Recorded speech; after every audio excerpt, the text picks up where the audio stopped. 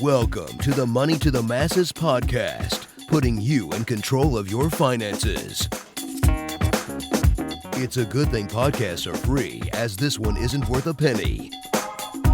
Here are your hosts, Damien Fay and Andy Leaks.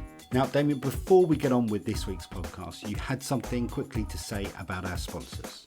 Yeah, we've got a new sponsor, Money Farm, and Money Farm are an online investment advisor and one of the biggest digital wealth management companies in Europe. So a big thank you to them for sponsoring the podcast. Now, Money Farm create portfolios to maximise long-term returns using ETFs to make incredibly cheap portfolios. And you even get the first £10,000 of your portfolio invested without any charge from Money Farm. And if you enter the code MTTM20K into the box when you sign up, you get the first £20,000 of your portfolio invested and run by moneyfarm.com without any charge. Great stuff. On with this week's show. Hello and welcome to episode 106 of the Money to the Masses podcast with your resident expert as always, Damien Fay, and me, Andy Leaks. Damien, welcome back. We had a break. We did. We had an impromptu break. God, I missed you, Andy. I think... do you know what? I've been so excited about doing the podcast today because we did have an impromptu break. It's not an excuse, but I just had loads of things happen at once. It wasn't Andy, it was me. It sounds like a relationship, doesn't it? It's not you, it was me. As soon as I said that, I just thought, yeah, it sounds so naff. But it wasn't you, Andy, it's me. Various things, like lots to do with Money to the Masses, like snowed under, and then one or two medical emergencies within the family, so it caused something had to give, and unfortunately it was the podcast. But what was good is that so many of you got in touch saying, where's the podcast? And I've just, before this podcast, we've recorded this, 10 minutes before, I was on, there's a chat function. Do you remember I've talked about the chat function that's on 80/20 Investor? If you go onto the Money to the Masses website and in 80/20 Investor, and you look at, there's a page that tells you all about it and how well we're doing and how much money we're making and the features, etc., etc. A window pops up and says, are there any questions I can help you with? And it's got my smiley little face on there. And that does genuinely link to me. So if you were to type anything in there, I get a notification on my laptop, my mobile phone, whatever have you, and you'll be talking to me. And somebody did that. I mean, that happens a lot. Most days I have a few people do it and they're talking about various things, and they're asking me about 80/20. And the person who was asking me did say, when's the next podcast? So even just moments before we recorded this, someone asked me. But they actually inspired something I'm going to talk about as well. I asked them, is there any topics, by the way, you'd like to see covered on the podcast? And they threw one at me, and just to show how spontaneous we are, Andy. And for the moment, I'm going to mention one of them. Is it spontaneous or is it lack of content? And phew, thank goodness we got something. No, I prefer to be spontaneous. Actually, this week, I think I've got the opposite problem. I've been sitting down thinking about what we're going to talk about, and there's so much that something might have to give. And I'm also looking at this because afterward, just to give you insight into how we do the podcast, Andy does a brilliant job of editing, as many of you have previously confirmed. And then Andy will text me, usually on a Saturday, saying, have you got a title for me for the podcast? And I didn't come up with a title. And it's perhaps a roundabout sort of way to do it, the wrong way round, because I do the title after the podcast. And I'm looking at what I'm talking about, and I'm thinking, I'm not sure what the title's going to be this week. So there's a bit of everything. But what's good is there's going to be something for everybody. Maybe, I mean, listeners will already know what the title is because they'd have clicked on it and they're listening to it. But maybe it'll be Damien's All Sorts. We did have once, it could be Damien's All Sorts. And just think about, we did have Damien's Little Nuggets before, which sounded a little bit euphemistic. But yeah. So anyway, Andy, what have you been up to the last 2 weeks? Do you know what, Damien? Not much. I've just been sort of pining for the day that you and I get back together with a couple of mics and a brew, and we can talk about money. So yeah, sad as it is, I haven't been up to much. I've been just cracking on with a day job, and children, Halloween parties. Oh, I did have my youngest daughter's birthday party as well while we were off. That was good fun. Yeah, that's always hard work. I think children's birthday parties they should be incredibly simple, but they just end up being incredibly stressful. And you try and do that, again, money saving thing where you think, oh, we'll do it ourselves and we're not going to pay to have it done in one of these soft play areas. And whenever I've seen anybody do that or heard anybody do that, it still seems to me that you spend a fortune because you're having to replicate something that isn't. Whatever happens, you spend a lot of money on a kid's party. We spent an absolute fortune, and instead of making the teas and coffees, I thought there'd be a little shortcut here. So I went up the local Costa and got a round of, 15 drinks in. Cost me about 35 quid. So I won't be doing that again.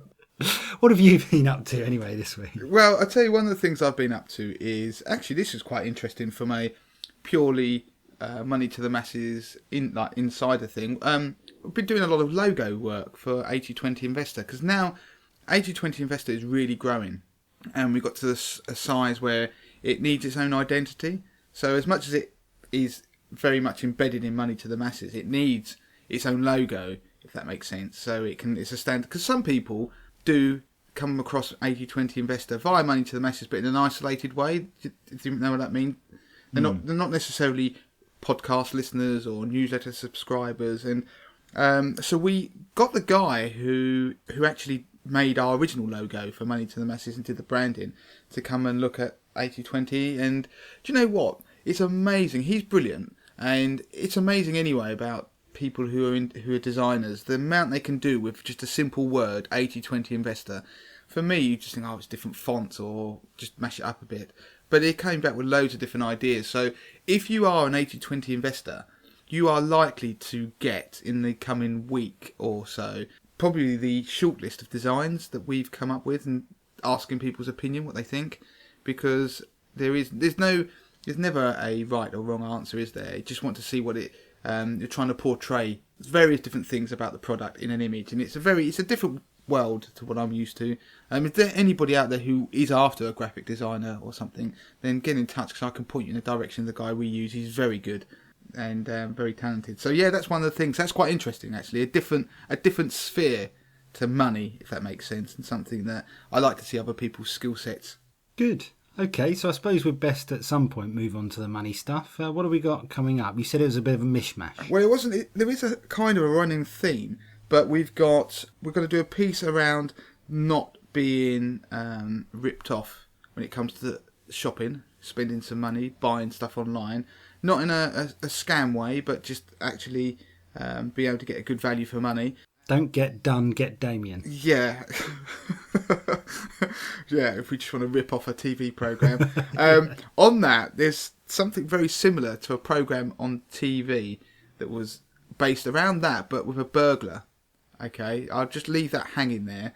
That I'm going to talk about it, because there's some interesting stuff about security that has got a vague money theme to it, but it's all about, you want to listen to this bit. It spurred me into action about security and being security conscious this week. So that's going to come up. Okay. And we're also going to talk a bit about holiday spending in a way. We're going to talk about getting good value, but it's in relation to something very positive. People always like to go on holiday or something a bit more uplifting. And then we're going to quickly probably touch onto something that I was asked by that chap via the chat window on 80/20 Investor. So I'm going to be going at lightning speed, talking way too fast, and probably getting way too overexcited about the whole stuff. Good. Right, good. Let's get on with it. Right, the first one. Oh, before I start this, one thing I was going to say to people, go to our YouTube channel, because I am doing videos now on a weekly basis that are roundups of topical content. So the latest headlines. We do an Instagram roundup every day of the top 3 headlines. So follow us on Instagram. Very clever, very neat, if I do say so, but it's headlines in a pictorial format. So it's a good way of consuming headlines without reading anything. And every week I do a video, 5 minutes of me talking around some of the big stories and maybe something that's coming up the next week to look out for. So go onto YouTube, and you can find our YouTube channel via the website and subscribe and watch it, because it's something, again, slightly different. We always like to have something different for each kind of product we do. YouTube is more about the here and now topical stuff. This podcast is evergreen, much like the site. And obviously 80/20 Investor is about investing, and the book, The 30-Day Money Plan, is about money saving in a very, well, not actually sorting your finances. It's not money saving, sorting your finances very quickly. Anyway, back to this podcast. One of the things I'm going to talk about first of all is investing, and it was via this chat. The question was, what do I think is the future of active investing? What's my view on it? Now, active investing is where you buy funds that are run by a fund manager, as opposed to index trackers that are typically run by a computer. So the computer just buys the shares that are in proportion to whatever the index is, like the FTSE 100. And there's loads of them. And there's been a huge movement globally for investors to buy cheap ETFs, exchange traded funds, and trackers, because they're low cost, so it doesn't eat into your returns, and they quite often outperform fund managers, the active fund managers. And the thing is, active funds are expensive. So in light of this whole flood of cheap products that are coming out there, cheap trackers, and everyone telling you to buy cheap trackers, what is my view on where the future lies for active fund management? Now, I actually believe there is a future of sorts. And the reason I say that is that, of course, ETFs are brilliant because you're getting something very, very, very cheap. We're talking about not even, you can get them 10% of the cost of what you'd pay for an active fund manager. Now, the problem is you're only ever going to get the market. So if you're tracking the FTSE, you're only going to track the FTSE. You're never going to beat it. In fact, you're going to do marginally underperform because there's a cost, isn't there? The cost of the fund, which is why you need to keep the cost low. Of course, there's the next step where you get these, let's call them clever trackers, or they're sometimes called smart beta trackers, where they've got some quirk around them. So they might be, I don't know, let's just make it up. Rather than track all the FTSE 100, they might track just the FTSE 100 companies that have, I don't know, paying good dividends or something like that. So you're getting that there might be some nuance, and it could be value investing or something like that. So there's this whole bunch of trackers that are appearing, and I don't think it's the death knell for active fund managers. I think there's going to be a place for them, but what's going to change is that active fund managers have basically been creaming money off of everybody and their investments for decades, and they've been loving it, and they make huge profits. And now the internet has democratized investing, so people are more savvy and they can actually see how much they're being charged and actually how much they're being overcharged. So people will start to be able to compare performance and start thinking, well, we should be going maybe for passives. The problem is that it's a very easy argument to make that, oh yeah, just go for passives, but it's not quite correct, because I'm not a active investor or a passive investor, right? An 80-20 investor was all about trying to solve this problem about where the future of the industry would go. Very simply, every dog has its day, so every active fund manager will at some point outperform, because of whatever he's doing. If he isn't following the herd, because what happens, they all tend to follow each other, because a fund manager is only worried about his job. He's not going to go home at night and say, oh, I did anything crazy to his wife and that's why I got sacked, because I wanted to do something a bit different with my investment strategy. His wife probably wouldn't be impressed, and losing his house or anything like that wouldn't be ideal. So what he'll do, he doesn't want to deviate from the crowd. So they all tend to copy each other, really. Now, what you're going to get is that the fund managers who outperform will deviate from the crowd. And so what you need to do is try and jump on their bandwagon when they're winning. And 80-20 Investor is all about doing that. You end up regularly reviewing. We identify those people who are winning in the current environment and likely to in the next upcoming short-term environment. And that could be the passives, that could be ETFs, that could be index trackers, but there'll be periods where index trackers will underperform and certain active managers will outperform. So where is the market going? In short, I think it's going down the route of 80-20 Investor, which is why we built it. There isn't just a plug for it. It's just saying that people will start to realise that they might move to passives, but they'll realise they'll never ever outperform. So they might have a core of passives in their portfolio, but realise if they want to try and boost returns and do a bit more, not be just beholden to what the market does, because the more people that follow that, they become the market, and therefore that actually has some negative feedback, if that makes sense, because they end up just influencing the thing they're trying to track. If they're trying to do something different, they need to be able to define who is doing well, so people will need to have an instrument or tools to do that, and that's where the things like 80-20 Investor come in. We're the only thing out there that does that at the moment, and we'll actually identify those people. So I think what will happen is that people will go, yeah, passives will become popular, and there'll be a big sort of core of people who will go down that route. You hear our sponsor at the front, Money Farm. They are a slightly more intelligent version of it, because they'll choose the passives for you in a portfolio, and that's the problem. You can go to a passive, but what index do you track, which is suitable? They can help with that. So that's why they are a slightly smarter version of it. What we're doing with 80/20 is going, well, active works in some environments, passive work in some environments. We're going to help you pick the best. So I think we're going to go down that route. And the other thing is, I think what will happen as people jump towards passives, they become too short term, and they don't realise that actually long term investing, that doesn't mean holding something forever. That means being in the game of investing for long term. It becomes more important. And when you do that, that's when active managers over time can do a little bit better. So it's got to be an education piece. So that's where I think the market's going. I may be slightly on my own in some of that thinking, because I'm not screaming actives will win or passives will. I think it'll be somewhere in between. That's what tends to happen in life. So hence why 80/20 Investor was born. So that's the investing part done, Andy. That just shows you how spontaneous we are. It's not lack of content, it's spontaneous. It's spontaneous. Right. Good. On to the next one. This is inspired by some chaps at latestfreestuff.co.uk. Now, go and have a look at that site. The site actually appeared on Dragon's Den. I don't know if I've mentioned them at all on the podcast before.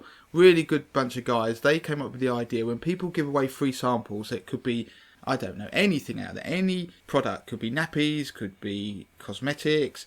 They might give away a free sample. But what this guy came up with the idea of doing was providing a website that pulled together all those deals, so consumers could just go and get the latest free stuff, which hence the name, latestfreestuff.co.uk. So go and have a look. You can get all these free samples and stuff like that. They went on Dragon's Den, they won or got backing on Dragon's Den. There is more of a story to that, where they didn't eventually tie up with the Dragon, even though they were successful. They did a bit of research for PR, so that's why I'm name checking them, because I like them. They're good guys. Their site is very good. Go look at it. About Black Friday. And now Black Friday, if anyone knows, is an irritating American phenomena where they sell a load of stuff cheap on a particular day to try and kickstart the spending before Christmas. They don't have the same almost shopping calendar as we do, because they have what American holiday is it they have in the lead up to Christmas? They have Thanksgiving first, so this is the lead up to that. Yeah, and it's to kickstart people around Thanksgiving to start spending, whereas in the UK we start building up from the autumn. In America, Thanksgiving kind of gets in the way. So anyway, we've had this come over, and they were looking at the whole idea about Black Friday and about particular Amazon. Now, Amazon are being a little bit naughty, and they advertise 50% off, say, deals. They have deals that they'll say there's 50% off of this particular product, and it may be around Black Friday. And so to get consumers to buy them. And there's always this thing about events like Black Friday, when you see people fighting each other in stores, that actually the saving isn't that great. And what they found with Amazon is Amazon were overstating the scale of the saving by 10 times. So if they said it was a 50% saving, in reality it was only a 5%. And now the reason they were able to do that, because Amazon were basing it upon maybe the highest price or the recommended retail price that was stated somewhere. But what the guys at Latest Free Stuff did was take the average price that the product sold at over, say, a 2-year period, which is a much better benchmark. Yeah, absolutely. So what they did is they went and looked around, and they did a whole bunch of deals, and they saw there were some where they were overstating it by 10 times as much. So the moral of this story is don't get done, because don't always believe the savings you see on big sites like Amazon, not just around Black Friday. And the way to get around it is to use a site like camel.com. UK version is uk.camel.com, which shows you tracks the price of any product on Amazon over a period of time, and you can see when it's a good price or when it's not based on history, and you can have email alerts. So don't be sucked into these huge savings. Check to see if they are really genuine savings. And the other one is you can use sites like flubit.com, which you can it's a site whereby you copy the URL of a product you find on Amazon, paste it into their website, and then they'll go off and 15 minutes later find you a better deal if they can, typically about 15% less. So don't be sucked in to these false savings. Good. Don't get done. Don't get the hump. Go on to camel. Yeah, that was bad. You should work in marketing, Andy. It was the timing delay. It was at least 3 or 4 seconds before it even triggered, and that's no good for a joke. Right, moving on. I don't know why I'm laughing so much. Another thing, we're going to quickly chuck this one in. There's been Martin Lewis has been banging on as well this week. He does like to bang on.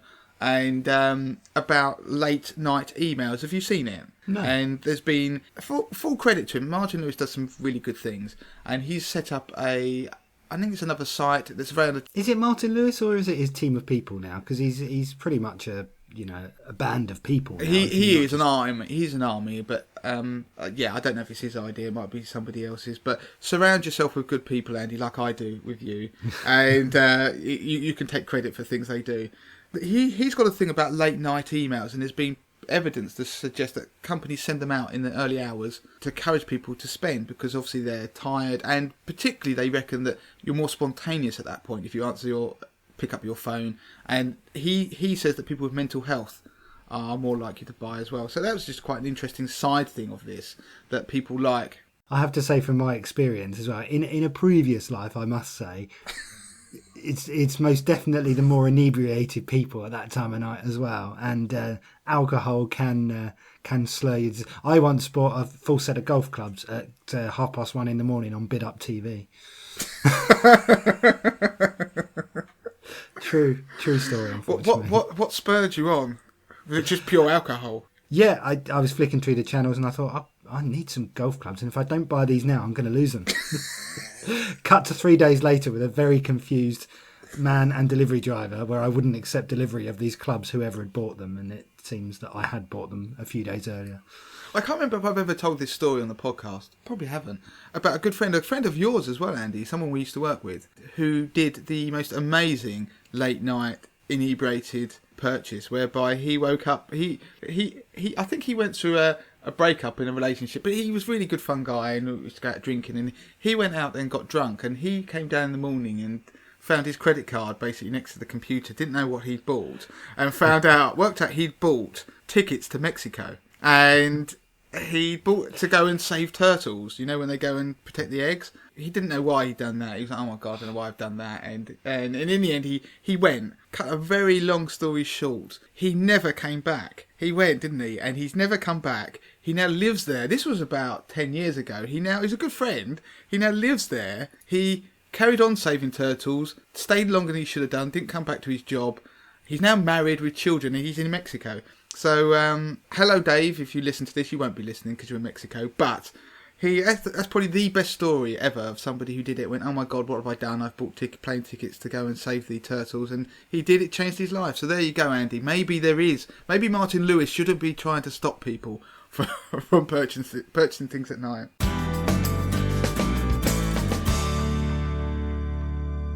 Okay, Damien, we're talking burglars. You spoke about a TV programme? Yeah. I saw an article written by a journalist who I've done some work with in the past, and I wrote to him, actually, funny enough, after reading this article, because, when you read something in the newspaper, and I'd like to think that the podcast inspires people to make changes to their life, and we've had emails saying people do, and I read this article, and it spurred me to get the burglar alarm fitted. Now, that is no mean feat, given that that's been on my to-do list for probably 2 years. And the journalist wrote an article. What he did is he invited a reformed burglar, a professional burglar, to break into his house and show him how he did it. And now this chap, I think he's got a TV programme a bit like Don't Get Done, Get Dom. It's a bit like that, but he goes round and breaks into people's houses and shows them. And I think he works for an insurance company now to do it.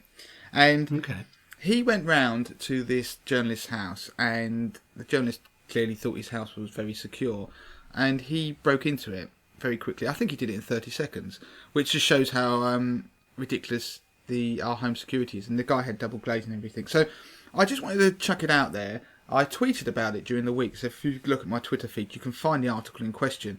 I just wanted to quickly run through some points that they brought up on there about the guy saying it's kind of money related, because the average, I think, amount of money lost is about 700 quid in repairing locks when you have a burglary, and it's somewhere about 3 to 5 grand in lost possessions if you get burgled and they have to be replaced. And so it's better. Prevention is always better than cure, isn't it, Andy? And Indeed. A couple of things this guy pointed out as a burglar. He said that burglars don't walk around with tools. They don't go armed up. They're not like you think they are in the cartoons. They are just pure opportunists, because you don't want to get stopped by the police with tools, because then they can actually get into trouble. So one of the things he just pointed out, and some people listening to this may think it's common sense, to me it wasn't. He said that he will actually improvise with things he can find around your house to break in. So for this journalist, he broke into his shed, which wasn't obviously secured, and took out a crowbar that was in there and used that to break into his house. And they said they will look for things like that to improvise, and they will break. They won't go through and pick locks. They'll just go through the windows. So you've got double glazing. He was saying how they can actually take out the double glazing glass via the frame without breaking it. And funny enough, when I had the burglar alarm fitted, the guy said that. He said, well, they don't worry about opening windows. They just go through the glass. That's how they do it. So that was one of the things he was talking about. Don't have things laying around. But one of the things that the burglar actually pointed out, that he looks at the locks, and if it's dusty, covered in cobwebs, or your burglar alarm is, he said it's obviously not being used. He said that to the guy. He said, clearly I can see you're not using the deadlock. You're not using that alarm. Doesn't look like it's been seen much love lately. You don't use that. And the guy said, oh yeah, he doesn't really use it. And so he knows, I just kick the door, it will come in. So there were some really good tips that the guy was saying about making sure you look like the place is being serviced. One of the ones he said is, don't leave things laying around. And he looked through the person's window and said that what he loved was the guy had lined up all his keys on a hook, that you could see the family calendar, which was nicely labelled with when they were going to be in and when they were going to be out and be away. And he was like, oh, thanks for that, because I now know you're not going to be in on that time. And the keys are there, so I don't have to hunt around. And he was just saying that, and that it is funny, because we all do it. And about having our keys, he said, don't put things in. Yeah, everyone puts their hide stuff at the bottom of the wardrobe. He said, that's the first place I go, because he wants to be in and out of the house in 3 minutes. So he will go to the bottom of the wardrobe for that shoebox with all that stuff, because that's where everybody puts it. And don't leave all your valuables like iPads laying around, because he can just see that's what they want. They want to go in. He said he doesn't want to go and nick your TV and things like that, because he wants stuff that he can just simply bung in a bag or a bed sheet that they do, and they fold them up and off they walk with it, and they want to be gone.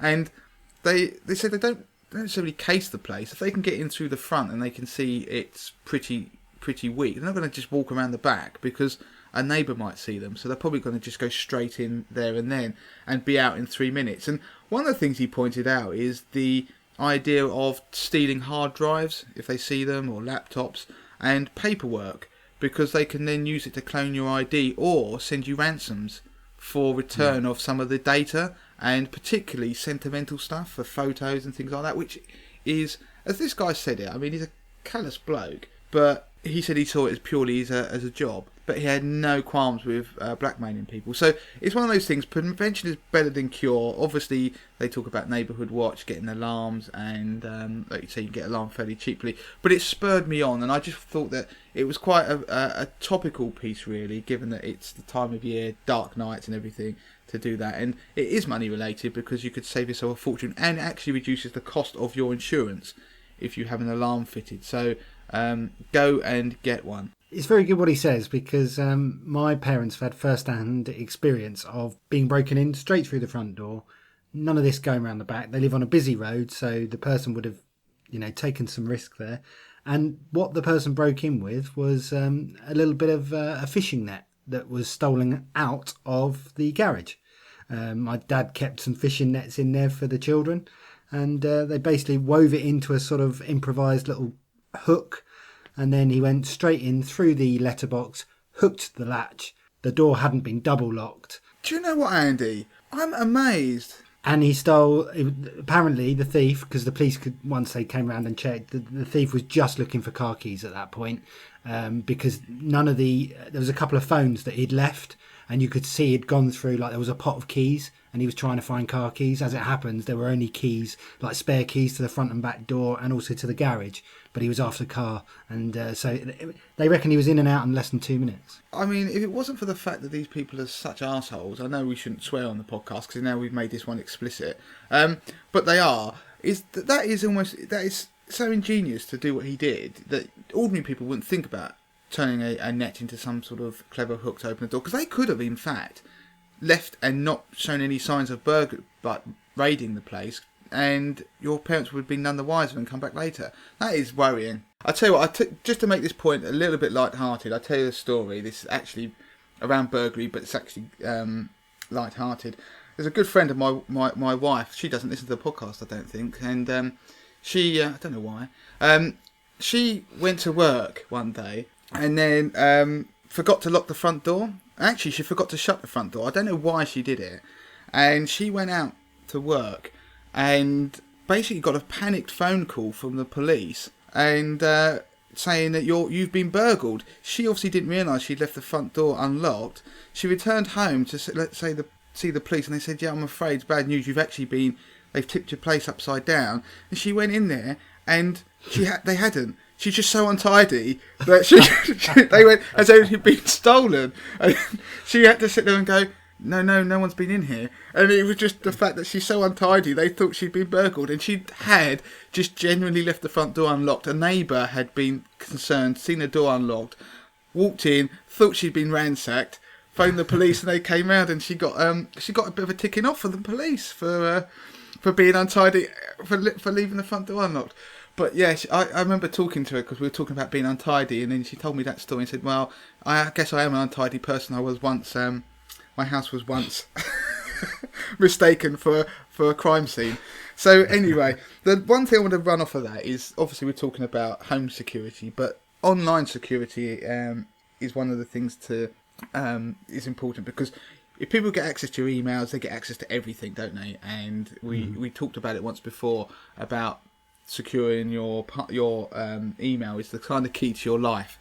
So if you go and listen to that podcast, but there was one tip I come across from GCHQ of all places, and they reckon if you're going to do an online password, you should have three random words in your password followed by 2 digits. Not necessarily at the end, they could be at the beginning or in between the different words, because a computer to hack that by trying to randomly generate your password would take 2 sextrillion years to crack. Now, I do not know what a sextrillion year is. It sounds good, but it's I don't know. As a mathematician, I've never heard that word, but it would take forever. Whereas if you just do one word and then a single digit afterwards, which lots of people would do, it would only take 2 hours to crack by a computer. So there you go. Wow. If you had, and they give you a tip, you should maybe do an animal, object, and then maybe a vegetable. So a bit like that game we used to play as a kid. We used to have to try and name what you were thinking of. An animal, object, and a vegetable. 3 random words followed by or preceded by 2 letters. And it will make your password so secure that even GCHQ would like it. And if you want to check the password, you can, the security level, go to howsecureismypassword.net, and they will tell you. There you go. Which handily is run by a load of crooks who just want your password. A load of scammers. Right, that I did say something would have to give because I was cramming this podcast full of stuff. So the bits about the a bit of travel will probably roll over to next week, but that's okay. A bit of a teaser. I just need to remember that I've said that now. Good stuff, Damien. Enjoyed it as always. If you want to get in touch with Damien, you can. As always, it's at Money to the Masses with a number 2, or you can contact Damien directly via the podcast email address, which is podcast@moneytothemasses.com. Damien, I did that so seamlessly. It seems I need a 2-week rest to really get that nailed down. I think you did, Andy. I will admit I switched off, so I didn't check that you said the right things, but I think you did. Yeah. Of course, don't forget to review the podcast, because we need those reviews. It pushes us up the iTunes charts, which helps us get even more listeners and reach more people. I don't know the exact way their algorithm works or the wonders, the magic behind the iTunes chart, but it seems to be the more downloads and the more reviews you get. And also, share everything we do. People don't share enough. Share the stuff we do on Facebook, Twitter, Instagram, and the podcast. Tell people, because everyone who gets in touch says they love the podcast and they missed us, Andy, when we weren't around. So that's quite nice. Good stuff, Damien. Enjoyed it as always. Until next time. Until next week, Andy. Don't forget to claim your free copy of Damien's best-selling book, The 30-Day Money Plan. Sort your finances in just 5 minutes a day, worth $4.99. Just go to moneytothemasses.com/podcast to find out how.